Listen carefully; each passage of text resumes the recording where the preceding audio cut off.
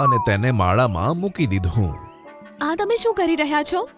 બસ જોતી રહે મિનકી.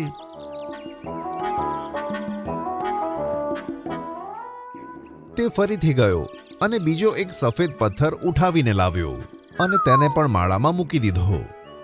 આ બંને પથ્થર ઈંડા જેવા લાગે છે. હવે આપણને ખબર પડશે કે આપણા ઈંડા કોણે ચોર્યા હતા. ઠીક છે, જોઈએ શું થાય છે. તે બંને આગળ વધ્યા જ હતા કે થોડે દૂર એક ઝાડની પાછળ સંતાઈ જોવા લાગ્યા. એ જ વખતે શિયાળ ઊંઘમાંથી જાગ્યું. Good morning everyone. અહીંયા તો કોઈ છે જ નહીં.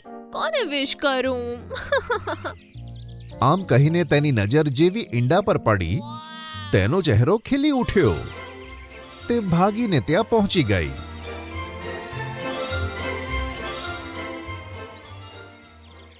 અરે વાહ, સવાર સવારમાં આ લોકો તો મારા માટે ઈંડા મૂકીને જતા રહ્યા.